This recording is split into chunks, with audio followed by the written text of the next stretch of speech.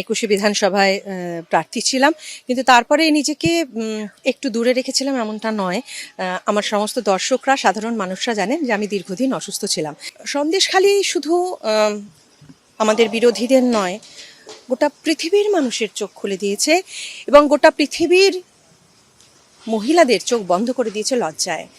কাজেই আমি জানি না এটার শেষ কোথায়, আমি জানি না এটা গিয়ে কোথায়, মানে এর পরিণতিটা কোথায় গিয়ে দাঁড়াবে সেটাও জানি না। তৃণমূল সভা করতে পারে, তার বেলায় চট করে একটা 144 উঠিয়ে দেওয়া হবে, সেটাও বুঝতে পারছি আমরা সবাই। কিন্তু বিরোধীদের কাউকে ওখানে পৌঁছতে না দেওয়া জন্য 144 ধারা জারি করলো। কেন 144 ধারা জারি করলো সেটা আমি জানি না।